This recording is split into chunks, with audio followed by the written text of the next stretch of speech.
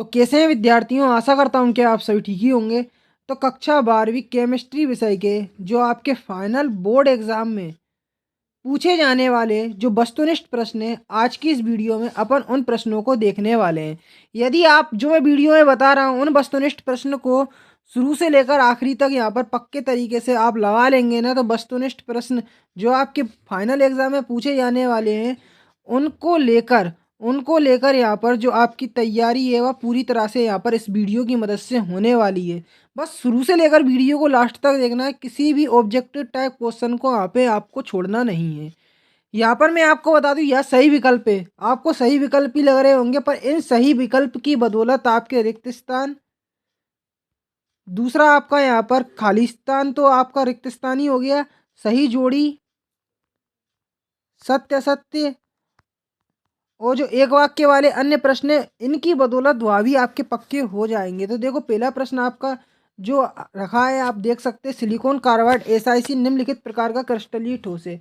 तो कैसा है? सहसंयोजी ठोस है। ठीक है, आप देखते चले, मैं बताते चलूंगा आपको। वह कारक वह कारक जिस पर प्रथम कोटि की अभिक्रिया का वेग स्थिरांक निर्भर करता है, तो किस पर निर्भर करता है यहाँ पर? तो अभिकारक की सांद्रता पर। ठीक है, अभिकारक की सांद्रता पर। अब दूसरा है हार्डी सुलजे का नियम था, तो स्कंदन से संबंधित था। ठीक है, अब साधारण ताप पर अमोनिया है, तो साधारण ताप पर अमोनिया क्या है? आपका गैस है। क्या है? गैस है। ठीक है, अगला है PAA, PAA का पूरा नाम, तो पॉलीमेथिल एक्रिलेट, इसका ये पूरा नाम आपका हो जाएगा। ठीक है, छठा क्वेश्चन देख सकते हो, PVC एकलक है, तो किसका एकलक है? PVC विनाइल क्लोराइड का। ठीक है, बेरोनल और सेकोनल है, तो किसके उदाहरण है? बेरोनल और सेकोनल, तो बेरोनल और सेकोनल प्रशांत तक के आपके उदाहरण यहाँ पर हैं।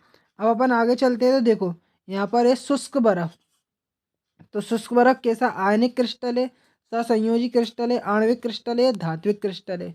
तो शुष्क बर्फ जो है ना वो आपका कैसा? आणविक क्रिस्टल है। आणविक क्रिस्टल कैसा है? आणविक क्रिस्टल है। कैसा है? आणविक क्रिस्टल। ठीक है, अब यहाँ पे देखो अगला जो प्रश्न है जो कि आपका फाइनल एग्जाम के लिए काफ़ी इंपॉर्टेंट है। CaCl क्रिस्टल में प्रत्येक CS आयन को घेरे रहने वाले विपरीत आयनों की संख्या होती है, तो कितनी होती है? यहाँ पे 8 होती है। अगला प्रश्न है फ्रेंकल दोष के कारण आयनिक ठोसों का घनत्व क्या होता है? बढ़ता है, घटता है, अपरिवर्तित रहता है, परिवर्तित रहता है? तो इसका आंसर हो जाएगा अपरिवर्तित रहता है। अगला प्रश्न देख सकते हैं, क्रिस्टल जालक में से एक धनायन और एक ऋणायन स्थान रिक्त होने क्या कहलाता है? तो जैसे ही एक धनायन और एक ऋणायन जो आपका चले जाता है उसको अपन क्या बोलते हैं? फ्रेंकल दोष बोलते हैं। क्या बोलते हैं? फ्रेंकल दोष बोलते हैं, फ्रेंकल दोष कहते हैं। अब अपन थोड़ा आगे चलते हैं, तो मैं आपको अगला प्रश्न दिखाता हूँ। यहाँ पर आप देख सकते हैं कि किसी अभिक्रिया का वेग अभिक्रिया की प्रगति के साथ बढ़ता है, घटता है, अपरिवर्तित रहता है, परिवर्तित होता है? तो इसका आंसर हो जाएगा घटता है। ठीक है, अगला प्रश्न, निम्नलिखित में से वह कारक जिस पर शून्य कोटि की अभिक्रिया की दर स्वतंत्र है, तो किस कारक पर स्वतंत्र है? अभिकारकों के सांद्रण पर, अभिकारकों के सांद्रण पर वह स्वतंत्र है। ठीक है, अगला प्रश्न है प्रथम कोटि की अभिक्रिया का दर स्थिरांक किस पर निर्भर करता है? तो ताप पर, दाब पर, अभिकारकों की सांद्रता पर, तो यहाँ पर या उत्पादकों की सांद्रता पर। तो किस पर निर्भर करता है? ताप पर निर्भर करता है। ठीक है, अब देखो शून्य कोटि की अभिक्रिया, शून्य कोटि की अभिक्रिया के लिए वेग स्थिरांक की इकाई है, तो कितनी होती है वेग स्थिरांक की इकाई? जो होती है मोल, मोल इनवर्स सेंटीमीटर इनवर्स। तो देखो ये इसका आंसर हो जाएगा। ठीक है, अब किसी अभिक्रिया का वेग स्थिरांक निम्न में से किस कारक वृद्धि के साथ बढ़ता है?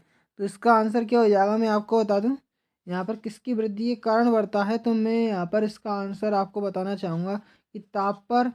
ठीक है, ताप पर लिखा है, दाब पर लिखा है, और यहाँ पे दिया है अभिकारकों की सांद्रता पर उपरोक्त सभी, तो किस पर? ताप पर। ये इसका आंसर हो जाएगा ताप पर। ठीक है, अब देखो यहाँ पर अगला प्रश्न, रेडियो धर्मी क्षय की अभिक्रिया किस कोटि की अभिक्रिया होती है? तो यहाँ पर मैं आपको बताना चाहूँगा शून्य कोटि की यहाँ पर रेडियो धर्मी वाला हो जाएगा ना, इसका आंसर क्या हो जाएगा? शून्य कोटि, रेडियो धर्मी वाले का शून्य हो जाएगा। ठीक है, अब प्रथम कोटि की अभिक्रिया की अर्ध आयुकाल किस पर निर्भर करती है? तो देखो किस पर निर्भर करती है ये मैं आपको बताना चाहूँगा, यहाँ पर अभिक्रिया की सांद्रता पर, उत्पाद की सांद्रता पर, अभिकारक उत्पाद सांद्रता दोनों पर, या क्रियाकारक और उत्पाद दोनों की सांद्रता पर। तो यहाँ पर ये हो जाएगा क्रियाकारक उत्पाद दोनों की सांद्रता पर नहीं, ये आंसर होगा इसका। अब रासायनिक अभिक्रिया की दर निर्भर करती है, तो किस पर निर्भर करती है? यहाँ पे सक्रिय द्रव्यमान पर निर्भर करती है। किस पर करती है निर्भर? सक्रिय द्रव्यमान पर निर्भर करती है। अब कोलाइडी कणों का आकार होता है, तो कोलाइडी कणों का जो आकार होता है वो किसके बीच में होता है? तो यहाँ पर मैं बताना चाहूँगा किसके बीच में होता है। 10⁻⁻5, 10⁻5 से 10⁻7 तक, ये इसका आंसर सही हो जाएगा। ठीक है, अब अगला प्रश्न है, भौतिक अधिशोषण में ठोसों की सतह पर गैस के अणु बंधे रहते हैं। तो जो गैस के अणु बंधे रहते हैं वो कौन से बल के कारण बंधे होते हैं? वान डर वाल्स बलों द्वारा बंधे रहते हैं। निम्न में से किसका प्रयोग द्रव स्नेही कोलाइड विलयन में नहीं होता है? तो किसका नहीं होता है? तो धातु सल्फाइड का। ठीक है, धातु सल्फाइड इसका आंसर सही हो जाएगा। आगे चलते तो देखोगे कोलाइडी विलयन में कितनी अवस्थाएं होती है? तो कोलाइडी विलयन में कितनी अवस्था होती है? तो मैं आपको बताना चाहूँगा कोलाइडी विलयन में आपकी जो अवस्था होती है वह 2 अवस्था होती है। हार्डी सुलजे का नियम संबंधित है, तो हार्डी सुलजे का नियम जो है वह स्कंदन से संबंधित है। ठीक है, अभी मैंने आपको पहले ही बताया था। अब मेकेलाइट अयस्क, जो क्वेश्चन कई बार रिपीट हुआ है, बार बार पूछा गया है, तो उसको आप ठीक तरह से देख ले। मेकेलाइट अयस्क, तो मेकेलाइट किसका अयस्क होता है? तांबे का। ये क्वेश्चन बार बार आता है, इसको आप ढंग से देख ले। लोहे का प्रमुख स्रोत है, तो लोहे का किसका स्रोत है? मैग्नेसाइट का। ठीक है, अयस्कों से तो यहाँ पर जो हो जाएगा आपका मैग्नेटाइट हो जाएगा, मैग्नेटाइट। यहाँ पर लोहे का प्रमुख अयस्क क्या हो जाएगा? मैग्नेटाइट, मैग्नेसाइट नहीं, मैग्नेटाइट। अयस्कों से शुद्ध धातुएं प्राप्त करना क्या कहलाता है? तो अयस्कों से शुद्ध धातुएं प्राप्त करना धातु कर्म कहलाता है। क्या कहलाता है? धातु कर्म। ठीक है, अगला प्रश्न है, हेमेटाइट के सांद्रण की विधि है। तो हेमेटाइट के सांद्रण की जो विधि है वह मैं आपको बताना चाहूँगा चुंबकीय पृथक्करण विधि है। चुंबकीय पृथक्करण विधि है, चुंबकीय पृथक्करण विधि। अब आगे चलते हैं, तो यहाँ पर आप देखोगे निम्नलिखित में से किस हेलोजन किस हेलोजन की ऑक्सीकरण अवस्था सदैव एक रहती है? तो किसकी रहती है सदैव एक? मैं आपको बताना चाहूँगा, तो ये अपना जो है किसकी रहती है? फ्लोरीन की रहती है। ठीक है, फ्लोरीन की। अब अपन आगे चलते हैं, तो यहाँ पर आप देखोगे निम्नलिखित में से किसमें हाइड्रोजन बंध उपस्थित है? तो यहाँ पर किसमें हाइड्रोजन बंध उपस्थित है? तो HF में आपका उपस्थित होता है। ठीक है, अब निम्नलिखित में से किस अक्रिय गैस का अष्टक पूर्ण नहीं है? तो किसका अष्टक पूर्ण नहीं है? तो किसका अष्टक पूर्ण नहीं है? तो यहाँ पर हीलियम है, नियोन है, ऑर्गन है, और यहाँ पर क्रिप्टोन है। तो इसका आंसर क्या हो जाएगा आपका? सही हीलियम हो जाएगा। हीलियम क्या हो जाएगा? हीलियम। अब यहाँ पर अपन आगे चलते हो, देख सकते हो निम्नलिखित में से प्रबल अम्ल है। तो HF है, HCl है, HBr है, HI है।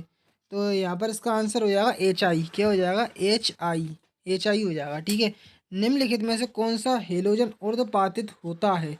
तो कौन सा ऊर्ध्वपातित होता है? तो यहाँ पर आयोडीन आंसर इसका हो जाएगा। मोस्ट इंपोर्टेंट क्वेश्चन है ये, पेपरों में हमेशा देखने को आपको मिलते हैं।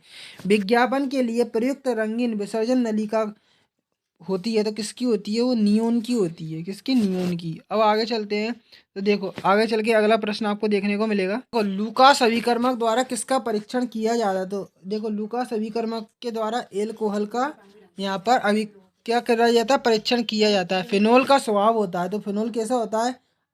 अम्लीय होता है। ठीक है, ये बार बार रिपीट हुआ है ये क्वेश्चन। तो फिनोल को क्लोरोफॉर्म एवं क्षार के साथ गर्म करने पर प्राप्त होता है। तो क्या प्राप्त होता है? यहाँ पर मैं आपको बताना चाहूँगा सेलेसेल्डिहाइड, ये इसका आंसर होगा। अपन आगे चलते हैं, तो NiCO4 में Na की ऑक्सीकरण संख्या आपको बताना है। तो NiCO4 में जो Na की ऑक्सीकरण जो संख्या होगी बताना चाहूँगा कि ये जो होगी आपकी 0 होगी। ठीक है, मोहर लवण है, तो मोहर लवण कैसे होते हैं आपके? मोहर लवण होते हैं द्विक लवण। ठीक है, अब यहाँ पर देख सकते हो ये क्वेश्चन भी आपका आ सकता है पेपर में कि Cu, यहाँ पर देख सकते हो में Cu की समन्वय संख्या आपको बताना है। तो इसमें जो Cu की समन्वय संख्या होगी वो आपकी कितनी हो जाएगी? 4 यहाँ पे हो जाएगी। ठीक है, अब NiCO4 में MC बंद होता है, तो क्या यहाँ पे क्या होगा इसका आंसर? MC बंद होता है, तो मैं आपको बताना चाहूँगा सिग्मा और पाई बंद दोनों। यहाँ पर इसका आंसर सही होगा, ठीक है। अब ऊतकों के निर्माण किसके द्वारा किया जाता है? तो ऊतकों का निर्माण जो किया जाता है ना, इसको आपका आंसर बताना चाहूँगा यहाँ पर विटामिन के द्वारा होता है, ठीक है, कार्बोहाइड्रेट के द्वारा होता है, प्रोटीन या उपरोक्त सभी। तो यहाँ पर मुझे उसका आंसर उपरोक्त सभी लग रहा है। उपरोक्त सभी नहीं है, प्रोटीन इसका आंसर सही होगा, ठीक है। आरएनए में नहीं पाया जाता है, तो आरएनए में नहीं पाया जाता, क्या नहीं पाया जाता? थायमीन नहीं पाया जाता, ठीक है। अब पौधों की कोशिकाओं का महत्वपूर्ण कार्बोहाइड्रेट है, तो क्या है इसका आंसर? सेल्यूलोस है। क्या है? सेल्यूलोस, ठीक है। अब कौन सा प्रोटीन रक्त प्रवाह द्वारा O2 का अभिगमन करता है? तो कौन करता है? सेल्यूलोस। कहाँ है यहाँ पे?